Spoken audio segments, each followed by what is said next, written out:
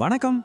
இந்திய அரசியலமைப்போட முகவுரையிலிருந்து ரெண்டு வார்த்தைகளை நீக்கிறத பத்தி ஒரு பெரிய விவாதமே இப்ப நடந்துட்டு இருக்கு.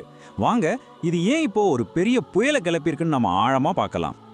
நம்ம முன்னாடி இருக்கிற முக்கியமான கேள்வி இதுதான். கேட்கறதுக்கு ரொம்ப சிம்பிளா இருக்கலாம், ஆனா இதுக்குள்ள எவ்வளவு பெரிய அரசியல் தத்துவார்த்த அர்த்தங்கள் இருக்கு தெரியுமா?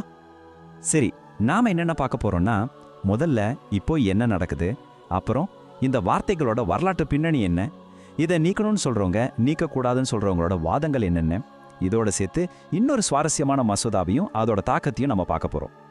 முதல்ல இந்த விவாதம் இப்போ எப்படி மறுபடியும் ஆரம்பிச்சதுன்னு பார்க்கலாம். இந்திய நாடாளுமன்றத்தில் தாக்கல் செய்யப்பட்ட ஒரு புது மசோதா தான் இதுக்கு காரணம். பாஜக எம்பி பீம் சிங் தான் ஒரு தனிநபர் மசோதாவை கொண்டு வந்திருக்கார். அவரோட கோரிக்கை என்னன்னா, நம்ம அரசியலமைப்பு முகவுரையில இருக்கிற மதச்சார்பற்ற சோஷியலிஸ்ட் அப்படிங்கிற 2 வார்த்தைகளை தூக்கணுங்கிறது தான். இங்கிருந்து தான் அந்த மொத்த விவாதமும் கிளம்பியிருக்கு. சரி, இந்த 2 வார்த்தைகளும் எப்படி நம்ம அரசியலமைப்புக்குள்ள வந்துச்சு, அதோட வரலாறு என்ன, கொஞ்சம் பின்னோக்கி போய் பார்ப்போமா? ரொம்ப சுவாரஸ்யமான விஷயம் என்னன்னா, 1950ல் நம்ம அரசியலமைப்பு வந்தப்போ இந்த வார்த்தைகள் முகவுரையில இல்லவே இல்லை. அப்புறம் 1976ல், அதாவது இந்திரா காந்தி அம்மையார் அவசர நிலையை பிரகடனப்படுத்தின அந்த சமயத்தில், அப்போ நிறைய எதிர்க்கட்சி தலைவர்கள் ஜெயிலில் இருந்தாங்க. அந்த நேரத்தில் தான் 42வது சட்டத்திருத்தம் மூலமா இந்த 2 வார்த்தைகளையும் உள்ள கொண்டு வராங்க. சரி, இப்போ இந்த வார்த்தைகளை நீக்கணும்னு சொல்றவங்களோட பக்கம் என்ன வாதங்கள் வைக்கப்படுதுன்னு பார்க்கலாம்.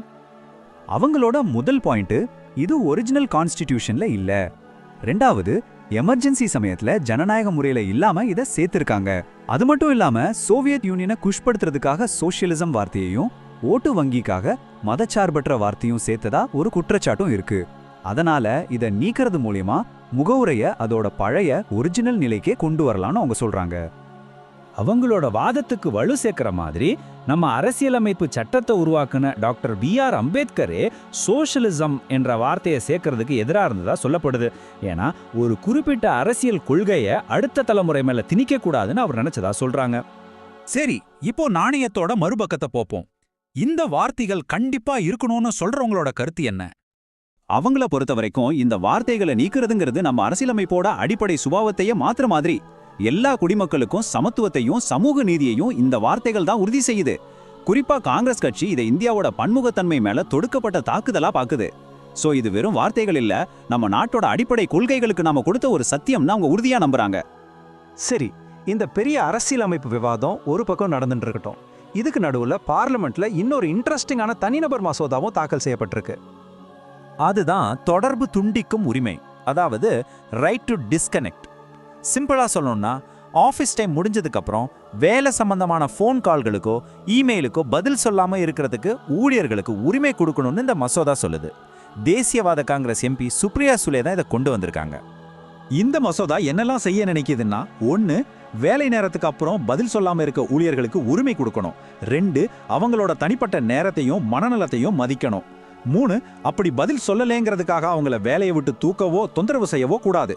கடைசியா இதுக்கு ஒரு முறையான சட்டத்தை உருவாக்கணும்னு தொழிலாளர் அமைச்சகத்தை கேட்டுக்குது. சரி, இப்போ நம்ம கிட்ட 2 முக்கியமான தனிநபர் மசோதாக்கள் இருக்கு. ஆனா இதெல்லாம் சட்டமா மாறதுக்கு நிஜமாவே எவ்வளோ சான்ஸ் இருக்கு?